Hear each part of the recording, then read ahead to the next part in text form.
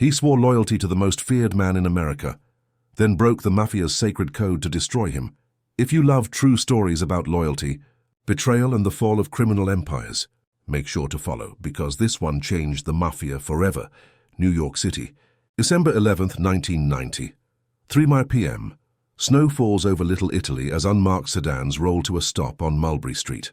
Inside the Ravenite Social Club, John Gotti sits in a leather chair, cigar burning low in his right hand. Around him, captains of the Gambino crime family talk business in low voices. Across the room, Salvatore Sammy the Bull Gravano, the family's underboss, leans against a wall, Kimuru silent. Alert. He's been Gotti's enforcer for 5 years, through wars, murders, and millions in rackets. But outside, the FBI vans are waiting. The street erupts. Agents in dark coats move in formation. A battering ram hits the club door. Federal agents! Everyone down! Gotti glances at Gravano, exhales and sets his cigar on the ashtray. Within seconds, the most powerful crime boss in America is in handcuffs. Beside him, his most trusted lieutenant. For the first time since 1985, the Gambino leadership is in federal custody. John Gotti's reign began with a hit that shocked New York December 16, 1985. Sparks Steakhouse, Midtown Manhattan. Boss Paul Castellano steps out of his black Lincoln Town car. 4 men in trench coats open fire. Castellano collapses on the sidewalk. His driver is dead beside him. Witnesses scatter. The hit is surgical, professional. Within hours, word spreads Gotti ordered it. By Christmas, John Gotti is boss of the Gambino family, the largest criminal organization in America. His right-hand man, Sammy Gravano. Gravano wasn't born into power. A former construction worker from Brooklyn, he climbed through the Mafia's ranks by doing what others wouldn't, enforcing debts, organizing shakedowns, handling hits. He was methodical, loyal, and terrifyingly calm. Gotti recognized that discipline. By 1986, Gravano was underboss, the number 2 man in a family with over 500 maid members and 1,000 associates. He controlled construction unions, extortion rackets, and multi-million-dollar bids on city projects. His code was simple: loyalty above everything. That code was about to break. Gotti turned organized crime into a spectacle. Custom suits, silk ties, cameras flashing outside courtrooms. He smiled at reporters and walked free every time. The tabloids called him the Dapper Don. After 3 high-profile acquittals, he earned a second title, the Teflon Don. Behind that confidence was the FBI's most patient surveillance operation. Agents had bugged his old hangout in Queens, but Gotti had moved his meetings to the Ravenite Social Club on Mulberry Street, a small, guarded building surrounded by loyal soldiers. Still, the Bureau adapted. In 1989, they placed secret microphones in an upstairs apartment connected to the club, a space Gotti used for private talks. What those devices recorded would end his empire. Between 1989 and 1990, the FBI captured hours of conversation between Gotti, Gravano and consigliere Frank Locascio. The tapes covered everything: business, murders, betrayals. One afternoon, Gotti's voice came through clear: Sammy's too greedy. He's killing for himself now. Another day. If someone's got to take the fall, it's him. It was evidence and prophecy in one. By December 1990, prosecutors had enough to charge all 3 men with racketeering, obstruction of justice, and 5 murders. At 3 p.m., the FBI raided the Ravenite. Gotti, Gravano, and Locascio were arrested on the spot. They were sent to the Metropolitan Correctional Center in Manhattan, separate cells, same tier. Gotti stayed defiant. He told anyone who'd listen, "We'll beat this like the rest." Gravano said little, but as weeks passed, the truth leaked through the bars. The FBI had more than witnesses. They had Gotti's own words. When Gravano's lawyer played the recordings for him, the sound filled the tiny legal meeting room, Gotti blaming him for murders, calling him reckless, accusing him of greed. One quote burned into Gravano's mind: "De Bono was Sammy's mess. I cleaned it up. It wasn't true." Louis De Bono, a Gambino soldier, had been killed on Gotti's orders. Gravano only supervised the hit. But on tape, Gotti shifted the blame. For a man raised on Mafia loyalty, That was Betrayal, October 1991. Gravano met with his attorney again. This time the conversation changed. The FBI wanted to talk. They promised no deal, just a chance to tell his side. Gravano refused twice. Then he heard one more tape. Gotti calling him a rat waiting to happen. It snapped something inside him. Days later, in a small office in Lower Manhattan, Gravano sat across from Assistant U.S. Attorney John Gleason and FBI Agent Bruce Mao. The room was silent except for the hum of a tape recorder. Gravano said, "I'm not cutting a deal. I'm telling the truth. I was loyal until he wasn't." He confessed to 19 murders and mapped the inner structure of the Gambino family: soldiers, captains, rackets, payoffs, and orders that led straight to Gotti. It was the first time in Mafia history an underboss turned government witness. The aftermath. When word reached Gotti in jail, he stayed calm for half a minute, then muttered, "Dirty rat." Across New York's underworld, panic spread. Meetings were called in secret. Family bosses debated retaliation. The old code, omerta, silence at all costs, was crumbling. Gravano was moved under federal protection. The Justice Department built its case around his testimony. For months, prosecutors pieced together his account with the FBI tapes, forming a narrative too detailed to deny. By January 1992, United States versus John Gotti was ready for trial. In the courtroom, Gotti smiled at reporters. Then Gravano walked in, a grey suit, calm expression, hand on the Bible. He swore to tell the truth, the same oath that would bury the Teflon Don. Brooklyn Federal Courthouse, January 21, 1992, 9 a.m. The marble hallways echo with footsteps and camera flashes. Reporters fill every seat. The public lines the corridor outside. It's the most anticipated Mafia trial in modern American history. John Gotti, boss of the Gambino crime family, sits at the defense table, his suit flawless, his face unreadable. Beside him is Frank Locascio, his consigliere. Across from them sits the man who once swore to die for him, Salvatore "Sammy the Bull" Gravano. When Gravano enters the courtroom, everything goes still. He looks smaller than he did in the photos, lean, composed, eyes flat and cold. The same man who enforced Gotti's will for years is now the witness who will bury him. The oath is short. The room is silent. The prosecutor steps forward. "Mr. Gravano, what was your position in the Gambino family?" "Underboss," he replies. "And who was your boss?" "John Gotti." The words hit like a gunshot. Over the next 9 days, Gravano speaks for almost 80 hours. He explains how the Gambinos controlled New York's construction industry, how millions flowed through rigged bids, no-show jobs, and union kickbacks. He describes meetings, money drops, murders. Every sentence is matter-of-fact, precise. Then he turns to the killings. 19 in total. Each one described in detail. Names, locations, reasons. He tells how Paul Castellano died outside Sparks Steakhouse. He says Gotti approved it personally. He explains the plan, the shooters, the cars, the signals. He says Gotti sat in a Buick down the street, watching Castellano fall before driving away. The gallery listens in silence. Reporters scribble. Jurors stare. Even the judge looks unsettled. Gotti watches too, motionless. Only his jaw tightens. The defense strikes back. Gotti's lawyer, Bruce Cutler, attacks Gravano with fury. He calls him a liar, a killer, a man selling stories to save his life. He raises his voice until it fills the room. "You murdered 19 people and now you're here as the government's guest." Gravano answers quietly. "I murdered for the life I was in. But I didn't lie about who gave the orders."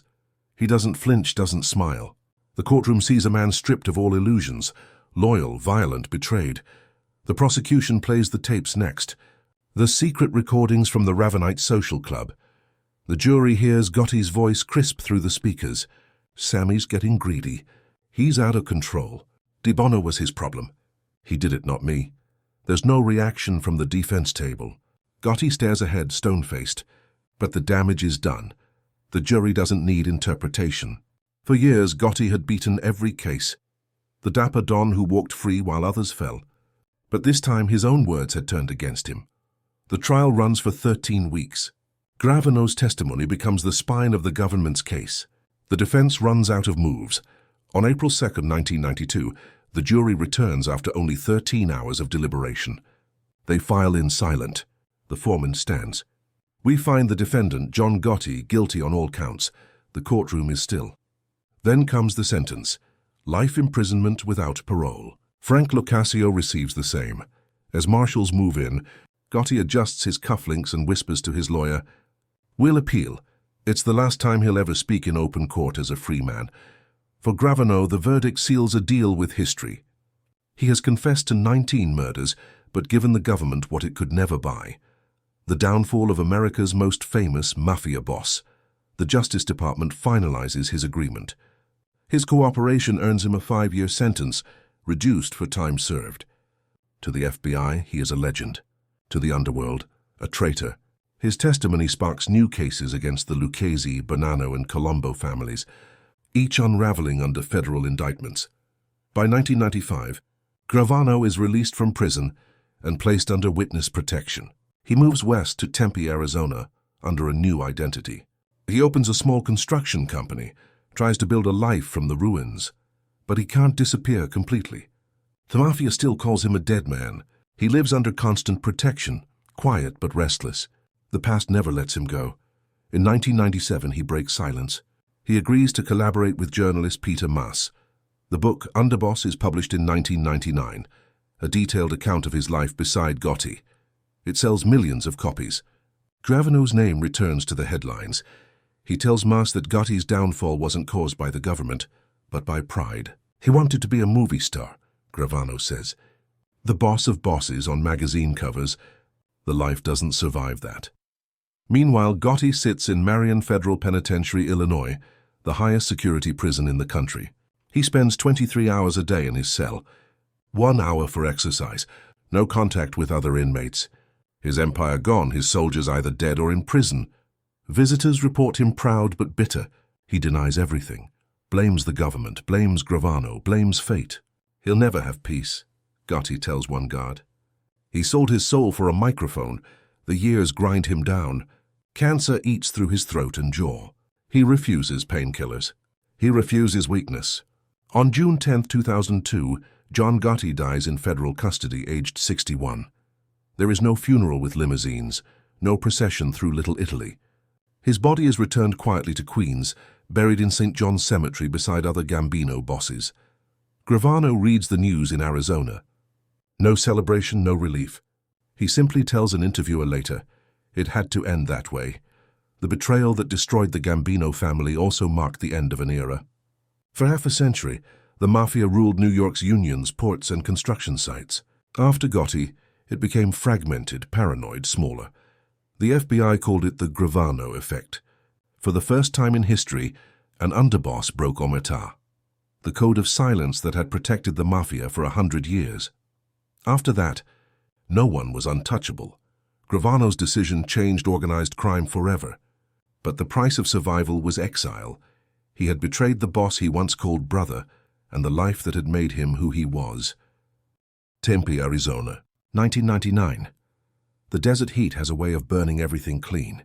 Sammy Gravano walks through a quiet suburban neighborhood.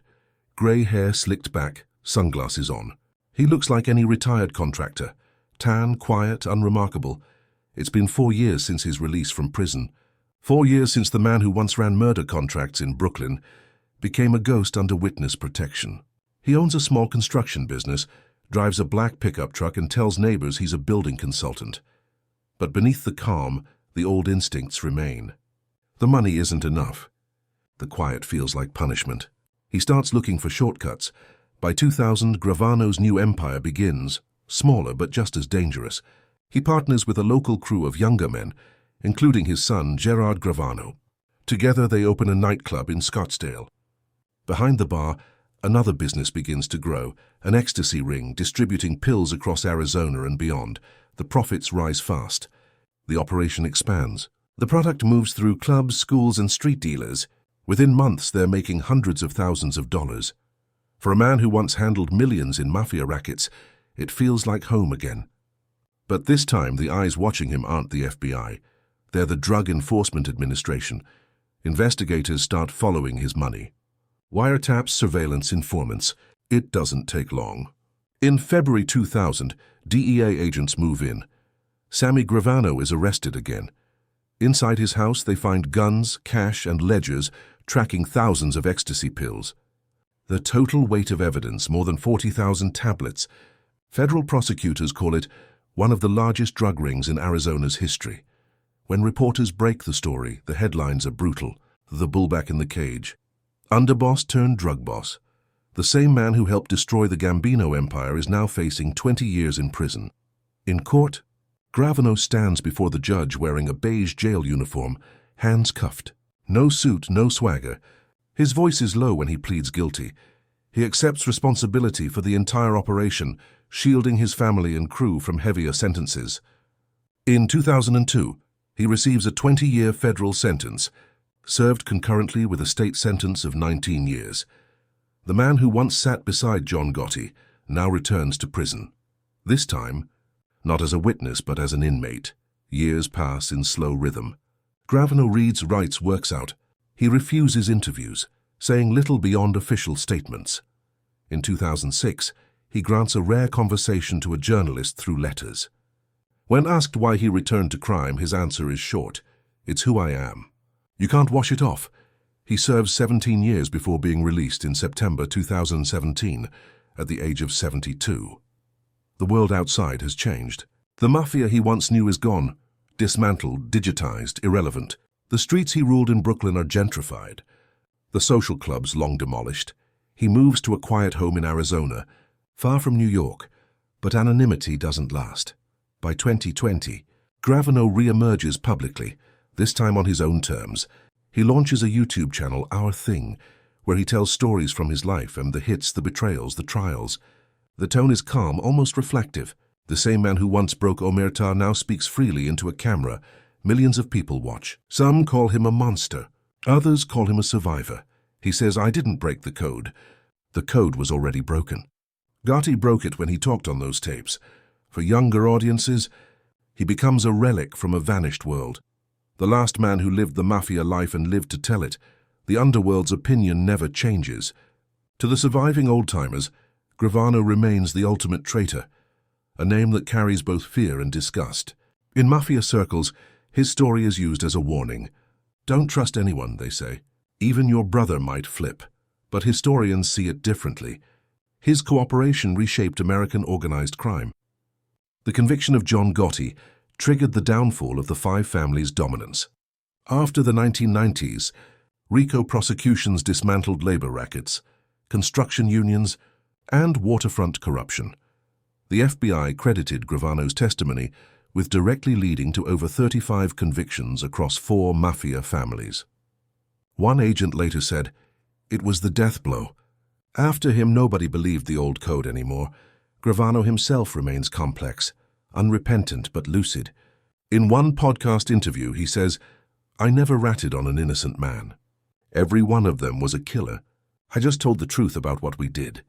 To some, that truth makes him an informant. To others, it makes him the most honest gangster who ever lived." In 2021, a documentary crew films him walking the streets of Phoenix. He wears dark glasses, slow steps, scanning corners instinctively. The habits never left. He visits a diner, orders black coffee, and tells the cameraman, "You know, I look back and I don't regret flipping. I regret the life. I regret that it made me someone who had to flip." The scene is quiet, eerie. The man who helped bury the American Mafia now lives like one of its ghosts, forgotten by his enemies, mythologized by the public, and haunted by everything in between. John Gotti's name still appears in pop culture, in movies, in rap lyrics, in gossip. His face is on posters, his suits in museums. Sammy Gravano's name, though, belongs to history, the man who ended the illusion that the Mafia was untouchable. He outlived the Dapper Don, outlived the code, outlived the life, but not its memory. Brooklyn, New York, present day. The old Ravenite social club is gone. The building stands empty, its door painted over, its sign removed. Tourists walk past without noticing. The street looks ordinary. There's nothing left to show what once happened there. No plaque, no marker. Just another corner in a city that forgets fast. But for those who know the story, the ghosts are still there. The boss who believed he could outtalk the FBI, the underboss who chose survival over silence, and the moment loyalty turned into legend. At the end of his final interview, Gravano is asked whether he would change anything if he could go back. He takes a long pause, looks away, then says quietly, "We were loyal to a life that never existed." That's the truth nobody wants to hear. The camera holds on his face for a moment before cutting to black. He didn't just betray the Don, he buried the myth.